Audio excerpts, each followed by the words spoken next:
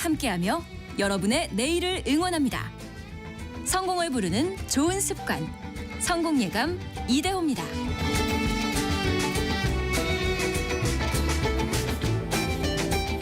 성공예감 이대호입니다. 2부의 문을 열겠습니다. 자, 10월 28일 월요일 오전 10시 5분 함께하고 계시고요. 경제상식 퀴즈 정답은 비정규직입니다. 비정규직. 비정규직이 늘고 있고 또 자발적으로 이걸 선택했다라는 분들도 많아지고 있다라는 이야기 전달을 해드렸는데요. 그게 진짜 자발적이어야 자발적이라고 볼 수 있을 텐데요. 글쎄요. 뭐 여러분의 생각도 좀 다르기는 한 것 같습니다. 아이고야. 김명자님은 2개월마다 근로계약서를 쓰신다고요? 이혜진님. 학교 방과 후 강사입니다. 역시 1년 비정규직이라 매년 말이면 내년이 걱정입니다. 이렇게 보내주셨고요. 1221번 쓰시는 분께서는 하청업체 직원인데요. 정 직원에 비해서 같은 일을 하는데 월급은 많이 적고 복지 혜택은 전혀 받지 못하고 있네요. 그래도 즐겁게 일하고 있습니다. 이렇게 씩씩하게 보내주셨고요. 힘내십시오. 그리고 이인영님. 공공기관 공기업 비정규직은 대우가 좋습니다. 또 이렇게 보내주셨네요. 참 같은 비정규직이어도 또 어디에서 일을 하느냐에 따라서 처우가 또 참 많이 달라지기도 하고요. 또 어디서는 같은 일을 하는데 월급과 복지가 또 엄청나게 차이가 나기도 하고요. 이게 또 현실이기도 합니다. 또 우리가 바꿔나가야 할 부분도 참 많이 또 느껴지는 그런 비정규직 경제상식 퀴즈 정답이었습니다. 증시 상황 한번 보겠습니다. 제가 휴가를 갔다 와서도 참 변하지 않는 건 코스피 코스닥 수준은 변하지 않네요. 항상 코스피는 2600선 안팎에서 오늘도 20포인트 오르고 있습니다만 0.78% 오르고 있습니다만 2603. 코스닥은 1.25% 오른 736 가리키고 있고요. 지난주 후반에 삼성전자가 또 많이 빠졌었죠. 오늘은 2.35% 정도 반등을 합니다만 57,200원 선입니다. 지난주 후반에 거의 55,000원대까지 떨어지기도 했었죠. 오늘 LG 에너지 솔루션이 2.2% 반등하는 걸 비롯해서 코스닥 내에서도 시가총액 상위에 있는 2차전지 관련주들, 에코프로 BM이 6.9% 급반등하기도 하고요. 미국에서는 또 해리스가 좀 여론조사 결과 앞선다라는 뉴스 나오면서 2차전지 관련주가 오늘 또 급반등을 하고 있네요. 어렵습니다. 따져볼 게 많고요. 또 이분에게 한번 조언을 구해볼까요? 개미스쿨 시간인데요. 신영증권 리서치센터 김학균 센터장과 함께합니다. 안녕하세요. 네, 안녕하셨습니까? 이번 주에 참 이야기할 게 되게 많습니다. 실적 시즌이기도 하고 네. 대선 정말 미국 대선 얼마 안 남았고 네. 한 9일 정도 남았나요? 그리고 그 중동 지역의 정세는 또 계속해서 더 위험해지고 있고 네. 일단 하나하나 문을 좀 열어가 보죠. 이번 주에 특히 빅테크들의 실적 발표가 많죠. 네, 그렇습니다. 알파벳도 그렇고 마이크로소프트도 그렇고 메타, 애플, 아마존 등등등. 네. 분위기는 어떻습니까? 내다보는 전망들은? 전체적으로는 전년 대비해서 종목마다 편차는 있지만은 이익이 좀 늘어나는 쪽으로 생각하고 있는데 네. 근데 이제 이들 종목들이 AI 관련주로 거론이 되는데 예. 근데 저는 지금 말씀하셨던 알파벳, 마이크로소프트, 메타, 애플, 아마존과 같은 기업과 SK 하이닉스나 엔비디아와 같은 기업은 서로 분리해서 봐야 된다고 봅니다. 인공지능 서비스 기업과 인공지능 인프라 기업. 예, 서비스 기업은 이제 돈을 벌어야 되잖아요. 인공지능에서 이게 어떻게 될지 모르지만은 성장성이 높을 것 같으니까 막 투자를 하고 있는 거니까. 그렇죠.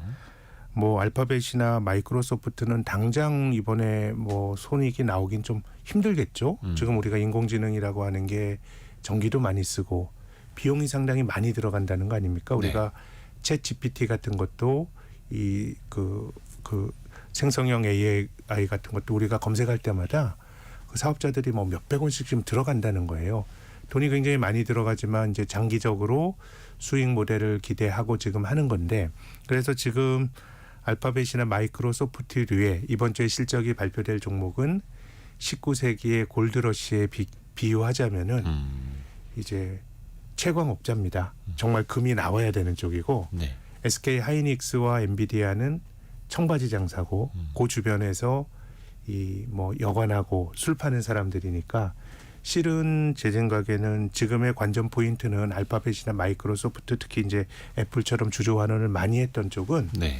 AI로 인해서 당장 뭐 주가가 실적에 반응하기는 좀 어려울 테고 앞으로의 투자 계획 같은 거, 그러니까 단기적으로는 현금 흐름이 좀 나빠질 수가 있어요. 그러니까 이런 회사들은 굉장히 우량한 회사이기 때문에 뭐 캐시가 전체적으로 현금이 특정 기간별로 나가는 건 아니는데 애플 같은 회사는 자사주 같은 거 공격적으로 샀지 않습니까? 네. 그러면은 설비 투자가 아주 많이 있을 때는 실은 그것을 또 주주 환원에 쓰는 게 또 본질적으로 올바른 처방도 아니기 때문에 그래서 AI 관련 주식이지만 당장 뭐 AI 관련주들이 이제 실적에 영향을 주긴 좀 힘들 것 같고 그래서 뭐 설비 투자, 주주 환원 뭐 이런 것들이 제 생각에는 관심 있게 봐야 될 포인트가 아닌가 싶습니다. AI 서비스를 하는 빅테크 기업들은 일단은 계속 투자를 해야 하고 멈출 수도 없고 뒤처져서도 안 되고 네. 그런데 일단은 한 지난해 혹은 연초까지만 하더라도 와 AI 투자한대. 네. 저 기업이 AI 기업이 되는 거야 라고 하면서 증시는 환호를 했다가 네. 한 2분기 실적 펼쳐질 때쯤부터는 그래서 저렇게 돈을 엄청나게 투자해서 돈을 벌 수 있어? 막 이런 의문들이 생겼잖아요. 그렇죠. 이제는 또 슬슬 현실에 눈 떠가기도 하는 거고요. 네, 그것이 신산업이 그 성장할 때 일반적으로 우리가 닷컴 버블 때도 사명을 닷컴으로만 바꾸더라도 주가가 막 올라가는 광풍이 있었고요. 그렇죠. 새로운 개념이 들어올 때는 거기에 대한 수용도가 높은데 어느 정도 진행이 되다 보면 사람들이 현실적으로 돈을 벌 수 있는 거야. 지금은 뭐 많이 거론이 되는 게 이렇게 전기를 많이 쓰고 그래서 오히려 뭐 원전 같은 것들을 또 많이 가동해야 된다라고 하니까 실제로 이제 원전 관련한 뭐 여러 가지 소재나 부품 회사들이 또 크게 보면 SK 하이닉스와 비슷한 컨셉으로 또 주가가 청바지 파는 사람처럼 이제 올라가는 경향들이 있는 것 같고요. 그래서 제약 바이오 같은 경우도 바이오 종목들도 참 아이러니한 것이 새로운 기술이 그 개발이 됐다 그러면 주가가 바닥에서부터 올라가는 상승률은 굉장히 커지고요. 네. 근데 임상, 일상 들어갔다. 혹은 이상으로 갔다 그럼 주가가 떨어지는 현상들이 목격이 되거든요. 그러니까 임상을 실은 3상까지 제대로 마치는 거는 확률이 굉장히 떨어지는 일이거든요. 그래서 이제 투자자들이 새로운 개념이 들어올 때는 그냥 그 개념 자체에 열광을 합니다. 뭐 닷컴, 지금의 AI, 바이오의 어떤 신물질 다 마찬가지인데 지금은 이제 현실에 대해서 또 같이 좀 가늠을 하는 그런 국면으로 간 것 같고 그래서 어찌 됐건 간에 굉장히 이제 큰 판이 열리고 있기 때문에 빅테크들이 AI에서 지금 뭐 발을 뗄 수는 없는 형국인 것 같고 그러다 보니까 SK 하이닉스라든가 엔비디아와 같은 회사들이 당장은 좀 큰 수혜를 많이 누리고 있는 것 같습니다. 그래서 말씀하신 것처럼 그 인프라 기업과 서비스 네. 기업을 좀 나눠서 봐야 된다라고 하신 거고요. 그 국면이라는 표현을 쓰셨는데 참 그 새로운 개념이 생겨날 때 그 개념 자체에 열광을 할 때는 그냥 AI 한다라는 기업들 다 같이 올라가니까 그럼요. 누구나 또 쉽게 돈을 벌 수가 있을 텐데 네. 현실에 눈을 뜨고 또 실적이 중요해지는 시즌에는 어려워지잖아요. 투자하기도 네, 더. 그렇습니다. 그 지난주 SK 하이닉스가 3분기 실적을 발표를 했죠. 네. 이제 7조 원 이익수가 됐습니다. 네, 분기당 분기당 7조 원의 영업이익을 내는 어마어마한 회사가 됐는데 역시 뭐 HBM 빼놓고 얘기할 수가 없죠. 그럼요. 뭐 기존에 뭐 디램이나 낸드라든가 뭐 굉장히 저는 뭐 기존의 레거시 그 램이라고 레거시 반도체라고 하는 것도 참 좋은 비즈니스라고 보는데 네. HBM의 마진율이 뭐 훨씬 크고 또 뭐 글로벌 반도체 그 메모리 생산 업체 중에서 HBM을 뭐 제대로 양산하는 거는 뭐 SK 하이닉스가 뭐 압도적인 경쟁 우위를 가지고 있기 때문에 이번에도 역시 그 HBM이란 게 참 마진율이 높은 거구나. 또 주가가 그래서 삼성전자와 차별화가 됐구나. 뭐 이런 것들을 느낄 수 있었습니다. 그래요. 그러니까 SK 하이닉스가 또 얼마나 잘 나가느냐 또 이제 봐야 되는데 상대적으로 최근에 주가 흐름은 하이닉스가 훨씬 더 선방을 하고 있고요. 네, 최근에도 그렇습니다. 20만 원대 네. 회복을 하기도 했고 언제였더라? 한 15만 원대까지 9월 초에 내려갔었다가 밀렸었죠. 네. 지금은 이제 20만 원대까지 또 가장 강하게 또 회복을 한 게 네. 어떻게 보면 이제 HBM이라는 본질 또 체력에 대해서도 시장은 다르게 보고 있다 이렇게 볼 수 있겠네요. 뭐 이제 시장의 평가가 늘 이제 바뀌는데, 네. 근데 시장이 어떤 좀 그 관성적인 좀 편견이 좀 있었던 것 같아요. 예. 그 삼성전자와 SK 하이닉스를 보면서 늘 삼성전자가 1등이었고 SK 하이닉스는 2등이었고 그래서 2등이 갑자기 그 1등이 됐어요. 근데 오랫동안 2등만 했던 친구거든요. 사실은 SK 하이닉스가 뭐 2등만 했던 것도 최근 뭐 한 10여 년의 일이고요. 한 15년 이전으로 보면은 사실 파산할 뻔도 했었죠. 그렇죠. 뭐 하이닉스가. 적자 기업이었고 은행권의 공동 관리를 오랫동안 그랬었죠. 받아왔었고. 예. 이제 그러다 보니까 많은 사람들이 지금 그 만년 1등했던 학생이 지금 2등으로 밀렸지만 곧 1등 따라잡을 거야 했었는데 실은 이제 뭐 지금의 평가가 미래를 보여주는 건 아니지만 네. 저는 SK 하이닉스와 삼성전자를 바라보는 투자자들의 관점이 올해 하반기 들어오면서 조금 바뀐 것 같아요. 이제 2등 하는 친구가 다시 만년 1등했던 친구가 2등으로 밀렸는데 이게 혹시 뭐 고착화되는 거 아니야 이런 걱정이 좀 많이 있는 거고 또 뭐 이번 분기 실적을 봐도 그렇지만 잘 나가는 SK 하이닉스는 뭔가 좀 큰 판을 바꾸고 있는 거 아닌가 뭐 그런 어떤 좀 평가들이 좀 나오고 있는 것 같습니다. 뭐 물론 이 평가가 늘 옳은 건 아니에요. 지금 상황에 대한 해석이 따름이지만요. 그렇죠. 그러니까 종합 점수에서는 여전히 삼성전자가 전교 1등이긴 한데 영어, 수학, 과학 이 중요 과목에서는 이제 하이닉스가 1등을 하고 있는 거죠. 그럼요. 예, 뭐 사실 3분기 영업이익으로 따지면 삼성전자가 규모는 더 컸잖아요. 그렇죠. 9조 원이지만. 9조. 근데 뭐 삼성전자의 시가총액이 SK 하이닉스보다 훨씬 크니까 실은 이제 그 정도 이익을 가지고는 잘 뭐 설명이 안 되는 거죠. 예. 또 하이닉스가 좋은 실적 발표한 이후에 증권사들은 목표 주가를 조금씩 높여 잡더라고요. 네. 물론 이제 그 가운데서 낮춘 것도 있기는 합니다만 네, 네. 어떤 기준으로 목표 주가를 설정하게 되나요? 뭐 사실 뭐 회사마다 다 다르고요. 네. 또 개별적인 애널리스트의 철학에 따라 다르지만은 뭐 제가 다니는 회사는 뭐 단기적인 손익보다 저는 뭐 분기 실적 같은 경우는 의미가 없다고 보는 쪽입니다. 세상은 굉장히 울퉁불퉁한데 분기 실적을 계속 뭐 맞추는 회사들은 도리어 저는 더 이상하다고 보는 쪽이고요. 회계적으로 좀 너무 이제 물론 이게 이제 법을 어기는 건 아니고 네. 또 주주들과 소통에 있어서 그걸 잘 지키는 건 굉장히 중요하지만 뭐 한 3년 정도의 어떤 현금 흐름이나 이런 것들을 좀 보고 판단을 내려야 된다는 생각이고요. 뭐 그렇기 때문에 뭐 저희의 경우는 뭐 3년 정도 이렇게 보는데 전체적으로 뭐 이제 우리 업계를 평가하는 건 조금 그렇습니다만은 어떤 분기 실적에 대한 민감도가 조금 너무 큰 것 같아요. 사실 길게 특히 보면 우리나라는 좀 심하죠. 예. 뭐 미국 같은 경우도 좀 그런 것 같고요. 그래서 이제 물론 먼 미래는 알 수 없잖아요. 네. 제가 이제 3년을 말씀드렸지만 3년이라고 하는 거는 지금의 분기가 모여가지고 앞으로 3년이 되는 거기 때문에 다만 이제 우리가 평가하는 입장에서는 분기 실적 자체만 가지고 평가하는 것보다는 3년이라고 하는 전반적인 예를 들어서 흐름 속에서 이 분기 실적이 3년의 전망을 바꿀 거냐 뭐 이런 부분들에 대해서는 조금 이제 그런 관점에서 평가를 해야 된다라고 생각하고요. 그래서 뭐 많은 기업들이 뭐 워렌 버핏도 그런 얘기했습니다마는 이 GE에서 오랫동안 있었던 잭 웰치 같은 네. 사람에 대해서 되게 비판적이에요. 예, 어떻게 그럴 수 있냐? 그 회사가 범법을 저지른 건 아니지만 너무 이 회계적으로 보여주는데 신경을 너무 많이 쓰는 거 아니냐라는 생각도 있고. 단기적인 성과에 대해서. 그렇습니다. 네. 3개월마다 잭 웰치가 있었던 GE는 그 실적을 계속 맞췄던 거 아닙니까? 실은 한국에서도 몇몇 그런 기업들이 있었어요. 예. 그래서 저는 뭐 그것 자체도 평가를 해야 되지만은 뭐 GE가 보여주는 모습도 그렇고 한국의 어떤 분기 실적 모범 기업 한 6, 7년 동안 계속 시장의 기대치보다 실적이 좋게 나왔는데 이제 그런 것들이 큰 비즈니스 사이클이 꺾이고 나니까 뭐 조금 어려움을 겪는 경우들도 있었기 때문에 정답은 없지만은 조금은 이제 긴 호흡에서 보는 게 맞지 않을까. 그래서 유로존 같은 데서는 분기 실적 발표하지 말자라고 하는 논의도 있었어요. 아, 그래요. 이것이 너무 단기주의를 투자자들에게 영향을 주고 더 중요한 거는 기업들의 활동 자체가 우리가 기업은 영속 기업을 가정하는데요. 네. 기업들의 활동 자체가 너무 단기적으로 시장으로 받는 피드백이 너무 강렬하면 기업들이 단기적인 실적에 신경을 안 쓸 수가 없거든요. 그렇죠. 그래서 우리나라의 경우는 제가 증권회사에 처음 입사했을 때 90년대 후반에는 실적을 2번 발표했습니다.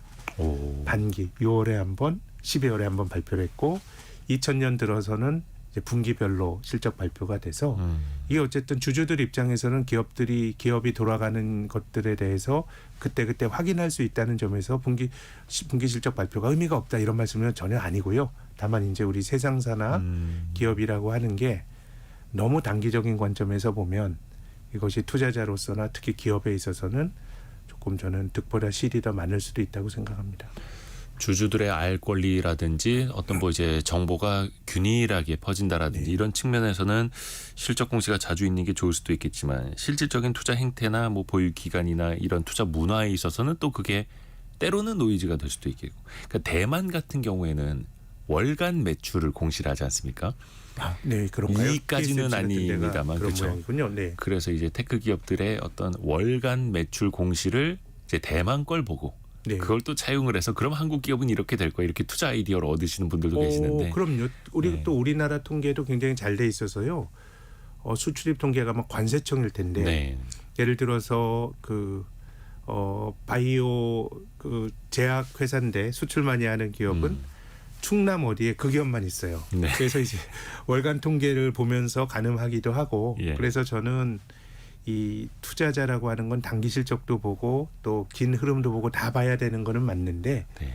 다만 조금 시장이 너무 좀 단기적인 것에 대한 반응들이 제 생각에는 조금 너무 좀 강하게 나타나는 거 아닌가 그런 그렇죠. 생각이 듭니다. 그래서 그 수출 데이터도 이제는 월별이 아니라 10일 단위로 끊어서 발표되는 걸 보고 또 그게 10일 단위로 주가에 또 큰 영향을 미치고. 네. 이거 아까 그 하이닉스 목표 주가 이야기를 하다가 이야기가 길어졌는데 그 모건 스탠리 같은 경우에는 얼마 전에 이제 반도체 겨울 다시 한번 또 이야기를 하면서 SK 하이닉스의 목표 주가를 반토막 냈었잖아요. 네. 그러다가 최근에는 우리가 단기적인 전망은 틀렸다 이러면서 좀 전망을 다시 바꾸더라고요. 네. 이런 건 좀 어떻게 보시나요? 근데 저는 단기적인 전망을 맞출 수 있나 본질적으로 그런 생각이 본질적으로. 들고요. 예.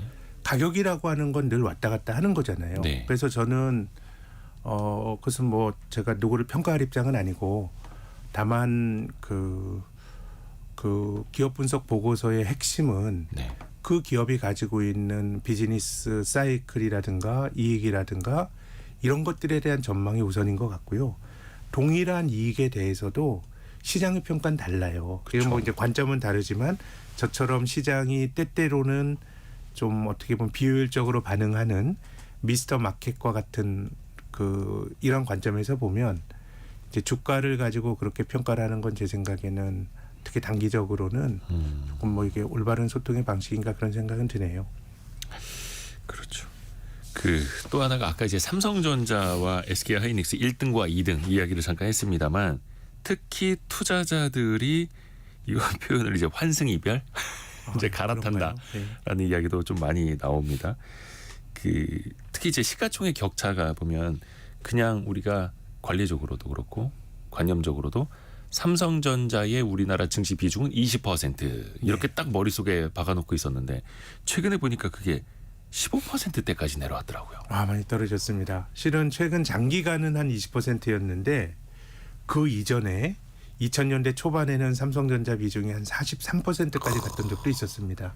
그러니까 다른 종목들보다 그냥 삼성전자 비중이 압도적일 때. 그렇죠. 이제 삼성전자가 이제 글로벌하게 반도체 산업 생태계에서 주도권을 잡았던 게 뭐 저는 대략 IMF 외환위기 직후라고 생각하거든요. 네. 그때부터 삼성전자는 사실 컸었고 다른 기업들은 삼성 뭐 외환위기를 겪으면서 굉장히 어려움을 겪었기 때문에 정말 삼성전자 의존도가 높았던 시기는 2000년대 초반인데 2003년부터 2007년까지 또 중국 경제가 좋으면서 한국의 뭐 소재 산업재 기업들 주가가 많이 올라갔고 물론 이제 그 기업들 지금 주가가 안 좋잖아요. 네. 근데 그거를 아주 장기 차트로 보면 2000년대 초반보다는 몇 배씩 올라가 있거든요. 근데 그러다 보니까 삼성전자의 비중이 조금 이제 줄어드는 과정들이 나타났던 것 같고 그래도 좋은 거는 삼성전자도 제자리를 지키고 또 다른 업종이나 기업들이 올라가면서 삼성전자 비중이 이제 높아지면 좋은데 삼성전자 주가가 어쨌든 뭐 좀 크게 조정을 받으면서 비중이 좀 낮아지니까 어쨌든 삼성전자 주주가 300만 명 넘을걸요. 그렇죠. 예, 한 많을 때는 뭐 500만 명 육박하기도 했었고. 이게 뭐 국민 주식이라고 예. 사실 불러도 될 만한 주식이니까요. 그래서 참 이게 권불 10년이라고 하는데 얼마 전에 보니까 이제 다우 지수에서 네. 지금 뭐 삼성도 어렵지만 인텔도 어렵잖아요. 주가로만 보면 인텔이 더 많이 떨어졌을 그쵸, 겁니다. 근데 인텔이라고 하는 회사가 사실 반도체에서 가지는 굉장히 상징적 의미도 크고 또 뭐 반도체의 어떻게 보면 맏형 중에 맏형이었거든요. 근데 인텔이 미국에서 제일 좋은 종목 30개를 꼽는 다우 지수에 처음 들어간 게 1999년 11월에 들어갔거든요. 네. 근데 지금 이게 한 25년 지났네요. 근데 인텔을 빼고 엔비디아를 넣어야 된다 이런 논의가 얼마 전에 이제 외신 같은 데서 이제 있었는데요. 들어왔는데 근데 다우 지수라고 하는 거는 미국에서 제일 좋은 거 30개를 꼽아놓은 회사니까 네. 당대의 우량주 중에 우량주입니다.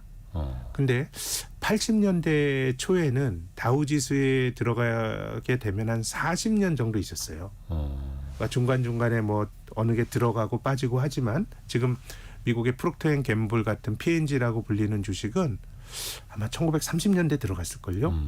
그러니까 뭐 한 100여 년 가까이 있고 또 다른 건 들어가고 나가고 했는데 80년대는 평균적으로 한 40년 유지했는데 지금은 이 시기가 한 23년 정도 된 것 같아요. 더 빨라지고 있다. 평균이 그거니까 예.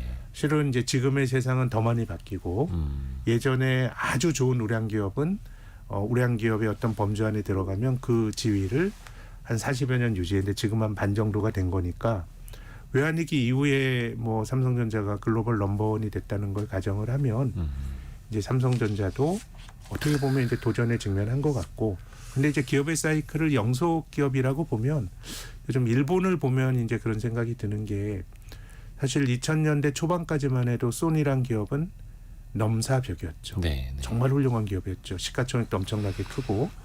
근데 2000년대 중반부터 한 10여 년 동안 소니는 굉장히 어려운 기업으로 또 평가를 받았다가 예.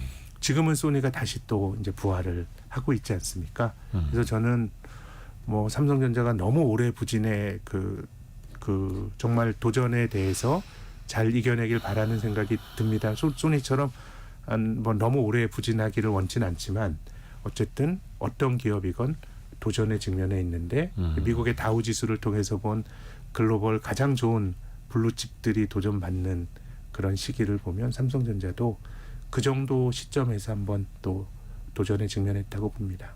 물론 이제 국민들 입장에서 국가경제 입장에서는 그 도전 잘 이겨내야겠습니다만 원체 삼성전자가 속해 있는 곳이 뭐 P&G보다는 더 이제 테크고 그럼요. 테크 네. 트렌드나 잠시의 방심이 또 1, 2등간에 이제 역전으로 또 나타날 수도 있는 거고 그걸 우리는 또 인텔을 통해서 목도를 하고 있고 좀 어렵습니다. 그래서 우리가 기업을 표현할 때 영속성, 뭐 네. 지속 가능성, 계속 기업 이런 표현들을 쓰는 게 네. 과연 이 기업이 얼마나 이어질 수 있을 것이냐 지금의 그럼요. 위치를 지켜갈 수 있을 것이냐 더 오르거나 내릴 수 있을 것이냐 이걸 또 따져보기 위함이잖아요. 그렇습니다. 삼성전자 같은 경우에는 그 잠정 실적 발표한 날 네. 그날이었죠.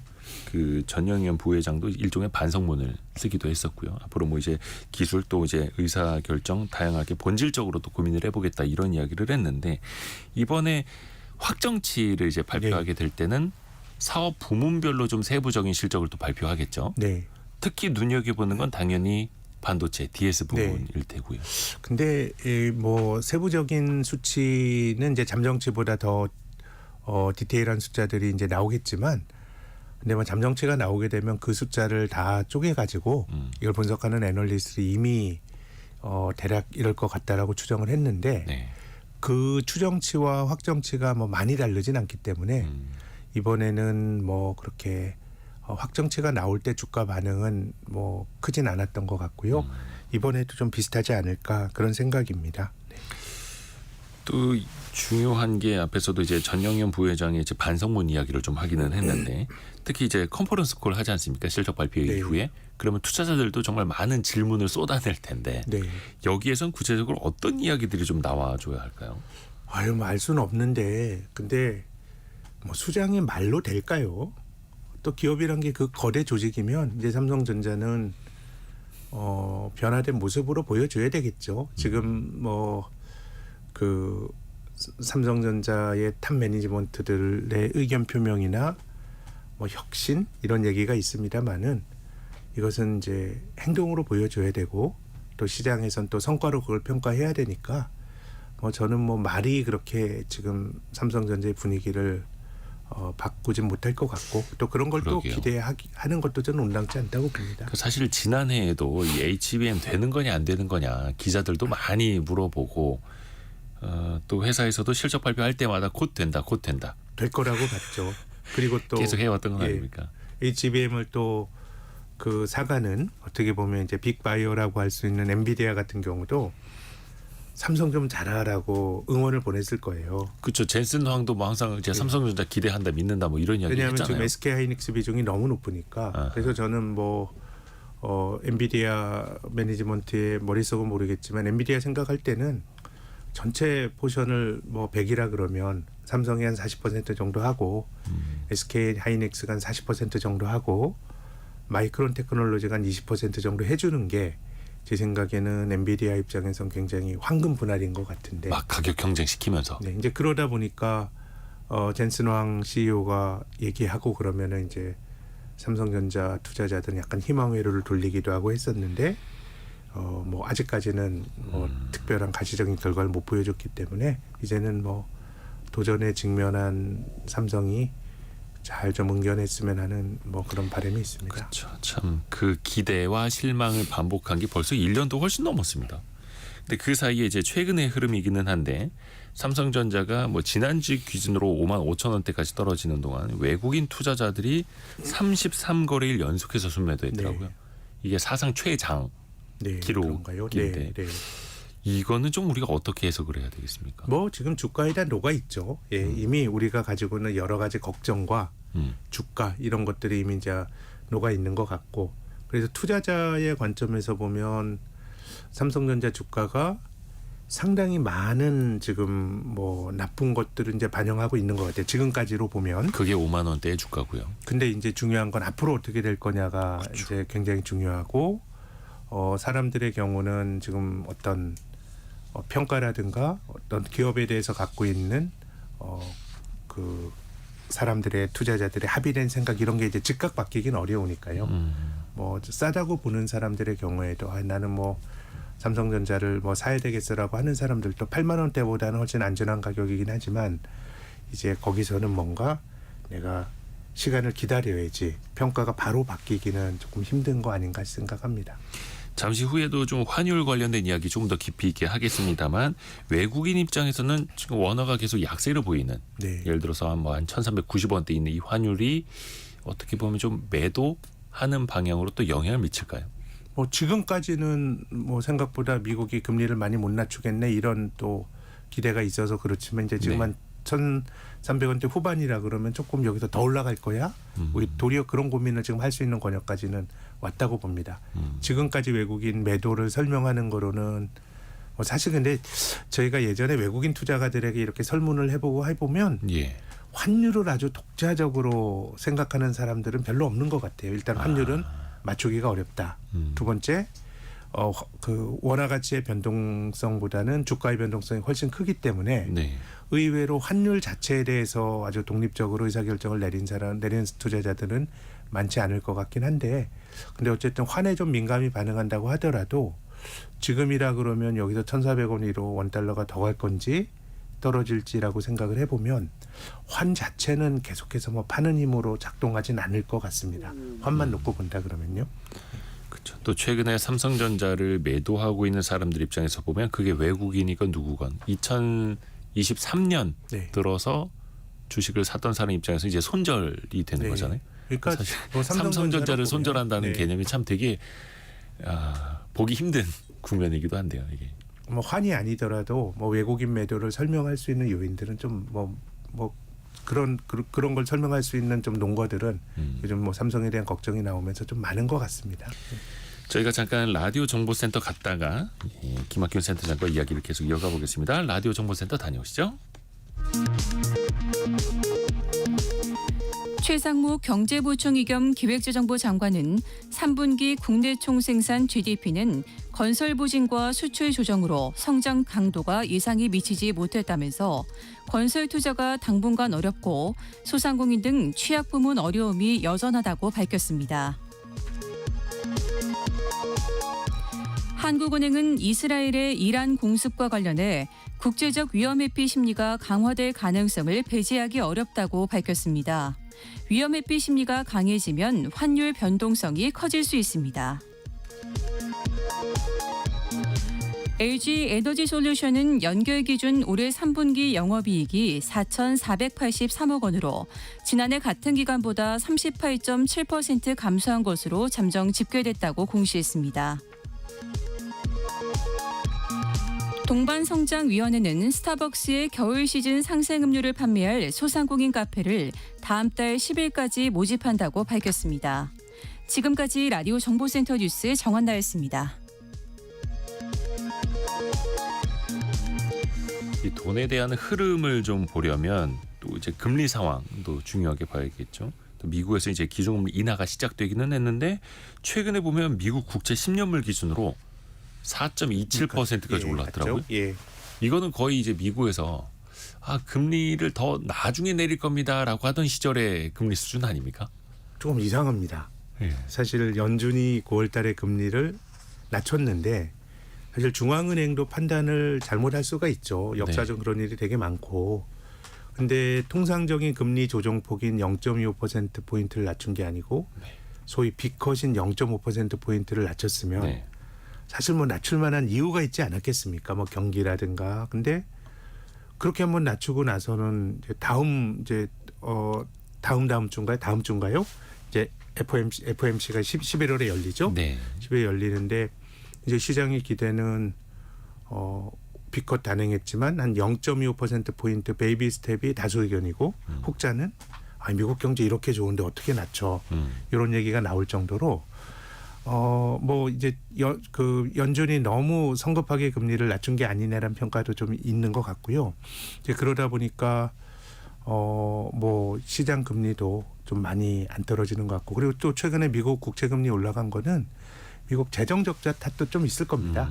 다시 올해 3분기로 들어가면서 바이든 행정부가 재정 적자를 훅 늘려버렸고요. 네. 그리고 또 이번 대선에서 백악관의 새로운 주인이 가려지더라도 재정 적자가 좀 개선될 거다라고 하는 기대를 조금 갖기가 좀 힘든 상황인 것 같습니다. 그 중심에 있는 게 또 이제 트럼프 전 대통령의 이번 재임 가능성일 텐데, 트럼프가 집권하게 되면은 금리가 더 오를 거야라고 시장이 또 이렇게 예측을 하는 건 또 어떤 이유에서입니까? 근데 그 트럼프 당선되고 나서는 2016년에 초반에 금리가 올랐고 네. 이제 그 다음에는 이제 금리가 임기 전체적으로 보면은 뭐 그렇게 올라가지는 좀 않았던 것 같고요.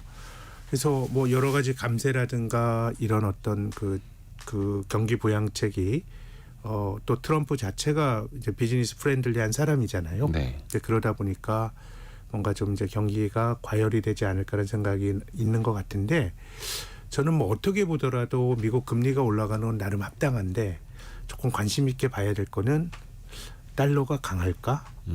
사실 금리가 올라가면 그 나라 통화가 강해지는 게 맞고요. 그렇죠. 또 최근에 나타나는 것도 말씀하신 것처럼 국채 10년물이 4.2%까지 가니까 달러가 훅 강해지는데, 네.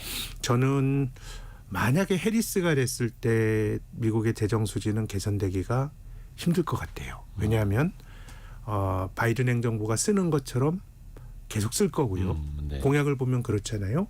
근데 그렇게 본다 그러면 증세를 해야 되는데 지금 또 그 표를 받는데 조금 어려움이 있어서라고 생각하는지 세금 더 걷는 거에 대해서는 굉장히 좀 주저하고 있어요.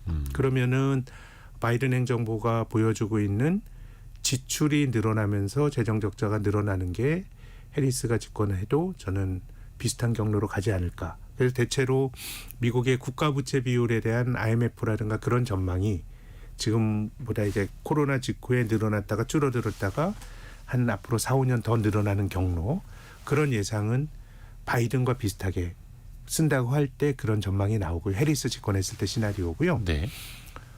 저는 트럼프가 집권해도 비슷할 거라고 보는데 지금 트럼프는 감세를 주장합니다.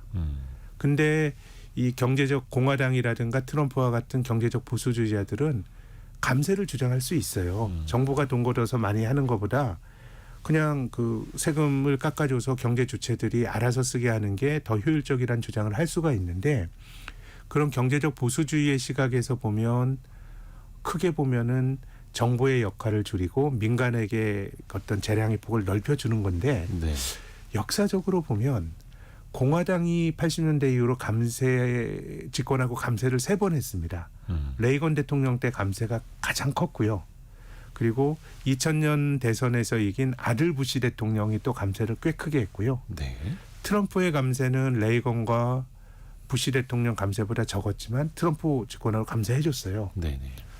근데 그러고 나서 재정 적자가 더 늘어났어요. 그게 왜 그러냐 하면 이 트럼프와 혹은 공화당의 철학으로 보면 세금을 깎아주는 대신에 정부의 역할을 줄여야 되는데 레이건 행정부 때 재정 지출이 그전에 카터 대통령 때보다 훨씬 많이 늘어났고요. 또 아들 부시 대통령 때 재정 지출이 직전에 클린턴 행정부보다 더 늘어났고 오바마 2기보다 그리고 트럼프 지출이 1기 때 지출이 더 늘어났어요. 코로나를 빼더라도요. 그래서 저는 미국이 결국은 민주당이 집권하게 되면 지출을 하더라도 세금을 더 걸어야 되는데 지금 해리스의 발언으로 보면 증세를 할 결기가 없어요. 바이든도 말만 무성했죠. 뭐 증세 제대로 못했잖아요. 그래서 공화당이 집권을 하게 되면 감세를 한다고 주장하는데 그럼 지출을 줄여야 되는데 역사적으로 보면 지출을 못 줄였습니다. 그렇게 본다 그러면 저는 그런 모습이 나타날 수도 있다고 봅니다. 미국 정부에게 돈을 빌려주는데 그럼 미국 정부 국채를 사는 건 돈을 빌려주는 거잖아요. 그렇죠. 근데 미국 정부가 계속해서 재정 컨트롤을 못하면서 재정 적자가 날 것 같아. 그럼 돈을 빌려줄 때 더 높은 이자를 받게 되잖아요. 그래서 일반적으로 금리가 올라가는 건 경기가 좋아서 금리가 올라가면 달러 가치가 강해지는데 최근에 금리가 올라가는 거는 저는 경기 요인도 있다고 봐요. 네. 지금 미국의 지표들이 좋지 않습니까? 그러니까 금리가 올라갈 때 달러 가치도 높아지는데 미국이 작년과 올해 굉장히 잠재 성장률을 웃돌 정도로 아주 어떻게 보면 평균을 벗어나는 고성장을 했거든요. 그럼 순환적인 경기 하강 사이클이 올 겁니다. 그러면 민간 경기가 둔화되는 건 또 재정이 안 좋거든요. 그래서 저는 그 앞으로 한 2년 정도 트럼프 누가 이기건 간에 다음 정권의 한 전반기에는 미국 국채 금리가 올라가면서 도리어 달러가 약해지는 현상이 나타날 수도 있다고 봅니다. 참 이게 아이러니하네요. 트럼프는 걷는 것 때문에 감세 때문에 해리스는 지출 때문에 즉 쓰는 것 때문에 네. 어떻게 보면 이제 미국 국채 금리가 올라갈 수밖에 없는 그런 요인이 되는 거고 그러니까 재정 네. 상황이 안 좋아지는 그런 요인이 되는 거고 근데 막상 해리스가 공약하는 증세는 실현되기 어렵고 네. 트럼프가 주장하는 정부 지출 감소도 실현되기 어렵고 원래 자기 철학에 맞게 하는 건데 자기가 하고 싶은 것만 하는 겁니다. 그래서 이제 민주당이 지출을 많이 늘리고 원래 이제 그 민주당은 정부가 개입을 많이 해야 된다는 건데 60년대 존슨 민주당 대통령 때 그레이트 소사이어티 만든다라고 하는 위대한 사회를 만든다고 하는 네. 복지국가 플랜이 있을 때 미국의 최고소득세율이 90%가 넘어갔어요. 뭐 그런 거에 대해서는 야, 돈 많이 버는 사람을 낙이 없고 이런 활동 자체가 너무 민간의 자율성을 질식시킨다는 비판을 우리가 사후적으로 할 수는 있지만 기본적으로 정부가 돈 많이 쓰고 세금 걷는 거는 그들의 철학에 맞는 거고요. 정부 지출을 감세하는 대신에 정부 지출을 줄이는 것도 그들의 철학에 맞는 건데 이제 입에 쓴 약을 지금 안 쓰는 거니까 그래서 저는 미국의 재정이 뭐 그리스와 같이 뭐 국가부도 위기에 몰릴 가능성은 거의 없죠. 그렇지만 엔달러 환율이 150엔대가 맞는 거야? 원달러가 1,400원이 맞는 거야? 라는 생각을 저는 할 수도 있다라고 생각합니다. 잠깐 그 1,400원에 대한 이야기를 해주셨는데 일단은 1,390원대까지는 왔습니다. 네네. 그래서 일단 당국에서도 여기에선 좀 경계 심리를 갖고 있는 것 같은데 네. 일단 주변의 상황을 보면 네.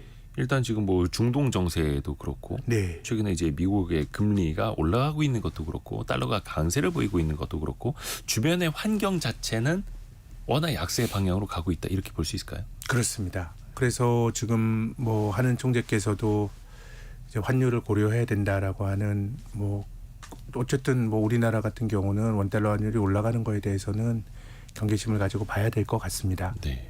다만 이제 하는 총재도 말씀하셨지만 1,400원 환율이라는 게 되게 좀 안 좋은 안 방향으로 좋은 상징적인. 거예요. 역사적으로 그런 적이 별로 없었어요. 예, 예. 외환위기 때 2,000원까지 훅 올라갈 때 그때 한번 갔었고 또 2008년도 글로벌 금융위기 때 지금보다 외화 유동성이 훨씬 더 나쁠 때 한 1,600원 갈 때 갔었고 또 우리가 최근에 한 2년 전에 1,450원 갈 때도 뭐 레고랜드 사태라고 하는 조금 이제 고유의 리스크가 좀 있었던 거거든요. 네. 그렇기 때문에 어쨌든 뭐 환율은 올라가도 걱정이고 너무 떨어져도 걱정이지만 하나를 택하라 그러면은 한국은 원화 가치가 약해지면서 탈이 납니다. 우리나라 뭐 원화로 벌어지는 일은 한국은행이 원화 찍어서 해결할 수가 있는데 우리가 달러를 구할 수는 없으니까요. 그 달러 가치가 강해진다라고 하는 거는 달러를 찍어낼 수 없는 뭐 비달러 국가 입장에서는 더 부담이 커지는 건데 다만 이제 지금 나타나는 현상이 앞서 말씀드렸던 것처럼 이 외환위기 때와 2008년 글로벌 금융위기 이후로 거의 잘 못 봤던 현상이긴 한데 그때는 한국 고유의 위험이 분명히 존재했고요. 외환위기 뭐 한국만 안 좋았던 거고 2008년도도 우리나라 은행들이 외화 유동성 관리를 잘못해서 원화 가치가 이제 약해지는 게 주요국 통화 중에서 압도적으로 많이 약했는데 지금 뭐 이제 원달러 환율이 어느새 1,400원 언저리까지 갔지만은 그 옆쪽에는 140엔대 초반이었던 엔달러 환율이 다시 152엔까지 갔잖아요. 네. 그래서 과거에 나타났던 원화 약세는 원화 약세라고 하는 게 맞았고 지금은 달러 강세라고 하는 게 또 조금 맞는 것 같고요. 그래서 뭐 한국에서만 나타나는 현상은 조금 아닌 것 같습니다. 그럼 이런 현상에 대해서 하느니 뭐 금리를 통해서 조정을 한다 그러면 과연 그렇게 될 거냐? 글로벌한 흐름이 그렇게 간다 그러면은 그래서 어느 정도는 우리가 좀 컨트롤하기 힘든 힘이 작동하고 있는 거 아닌가라는 생각을 갖게 됩니다. 즉 글로벌 흐름이 달러 강세로 가고 있기 때문에 참 이게 달러 강세 요인도 뭐 앞에서도 잠깐 몇 가지 말씀을 해주셨습니다만은 대외적인 요인이 불안해질 때 달러 이제 강세로 가는 걸로 네. 우리는 익히들 알고는 있는데 근데 정작 그 달러를 찍어내는 나라의 재정 상황은 악화가 되고 있고 네, 그 나라부터 또 뭐 대선도 그렇고 네. 불확실성은 커져가고 있는데 또 달러는 또 강세로 가고 있고 그래서 저는 참 장기적으로 달러가 약해질 수 있는 하나의 계기는 앞서 말씀드렸던 재정 어떤 미국의 재정 수지가 네. 뭔가 강달러를 막는 큰 변화의 시발점이 될 것 같고 역사적으로 보면 달러가 약했던 시기에는 늘 재정 수지가 문제가 됐었어요. 2000년대 초도 그렇고 또 80년대 후반도 그렇고요. 그리고 달러가 강해질 수 있는 시나리오는 제 생각에는 뭐 생각보다 미국 경제가 좋은 것도 있겠지만 지금 진행자께서 말씀하신 지정학이 정말 고려를 해야 될 것 같아요. 그러니까 뭐 사실 뭐 큰 일이 벌어지면 안 되겠지만은 저는 북한군이 우크라이나에 간 거에 대해서 굉장히 좀 걱정이 많이 됩니다. 이게 사실 국가 간의 다툼이잖아요. 네네네. 우리가 가치 동맹이라고 하더라도 실은 이제 무기만 지원해 줬던 건데 만약에 뭐 나토가 우크라이나 전쟁에 개입한다 그러면 이게 이제 확전이 되는 거거든요. 네네네. 근데 이제 지금은 당사자 간의 문제가 아니라 어떻게 보면 제3자가 개입했다라고 하는 게 우리 입장에서도 사실 당면한 문제이기도 하지만은 글로벌하게 보더라도 저는 굉장히 좀 우리가 진중하게 받아들여야 될 이슈인 것 같습니다. 일종의 또 국제사회가 같이 고민해 봐야 하는 그런 시그널일 수도 있겠고요. 그럼요. 네. 근데 그게 또 더 확전이 된다 이러면 글로벌 경제 상황에도 악영향을 미칠 수밖에 없겠고 그러면 또 이제 달러 또 강세. 달러가 강해질 수가 있겠죠. 또 우리 입장에서는 어찌됐든 간에 1,400원 넘어서는 건 일종의 이제 문턱 효과도 있기도 하고 상징적이지 않습니까? 그래서 네, 기획재정부에서도 그렇고 한국은행에서도 약간의 좀 구두 발언, 네. 구두 개입이 좀 나오는 것 같습니다. 지금은 저는 본질적으로 예. 원달러 환율의 그 원화 약세에 대해서 구두로라도 좀 경계심을 심어주는 게 뭐 저는 뭐 맞는 처방이라고 봅니다. 근데 그게 또 이제 실효성이 있을 것이냐. 뭐 다른 차원의 문제죠. 또 다른 차원이죠. 이것도 좀 같이 봐야 되겠는데 혹시 이제 환율이 기준금리 결정에 또 영향을 미칠 가능성도 있을까요? 또 이창용 총재는 예. 환율을 그 금리 결정 사안에 또 고려하겠다.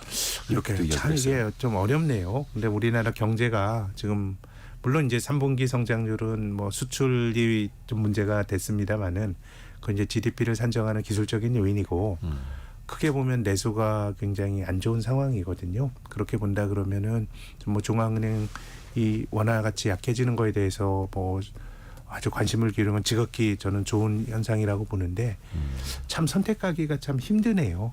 이게 내수가 안 좋은 걸 생각을 하면 금리를 좀 낮춰주는 게 타당할 것 같은데 근데 얼마 전까지 그 우리 한은의 고민이 부동산 시장을 자극하지 않을까라는 걱정이 있었잖아요. 네네네. 지금은 원화 가치가 더 약해지지 않을까라는 걱정이 있는데 근데 제 생각에는 원화 가치가 약해지는 거는 한은의 통화 정책과 본질적으로 좀 무관할 수도 있다고 봅니다. 아까 본 것처럼 글로벌한 현상이고 그런 일이 가시화된다 그러면 우리가 어떻게 금리를 결정을 해도 영향을 받을 수가 있기 때문에 금리를 한 번 낮추는 건 별로 효과가 저는 없습니다. 연속적으로 시그널을 주면서 사람들 행동을 변화시켜야 되니까 그 흐름. 예, 저는 조금 금리를 낮춰서 내수의 부담을 좀 줄여줘야 되는 게 아닌가라는 게 저의 뭐 사적인 견해입니다. 그렇죠. 지금 뭐 절대적으로 내수 상황을 보면은 금리는 인하해야 하는 흐름이고 또 그냥 한번 인하하고 끝나는 게 아니라 그 흐름이라는 게 네. 중요한데 그래야지 이제 경제 주체들도 그 흐름에 맞춰서 행동이 바뀌죠. 그렇죠. 네. 행동을 바꾸게 될 텐데 또 환율이라는 또 변수가 있어가지고 이거는 또 그러면 한국은행 또 기획재정부 입장에서 중앙은행과 정부가 또 어떻게 협조를 해서 이어나가는지도 한번 지켜봐야겠네요. 신영증권의 김학균 리서치센터장과 함께했습니다. 고맙습니다. 감사합니다. 감사합니다. 벌써 성공예감 이대호입니다. 1, 2부 모두 마칠 시간이고요. 내일 아침 9시 5분에 또 다시 찾아뵙겠습니다. 성공예감은 오늘도 여러분을 응원합니다.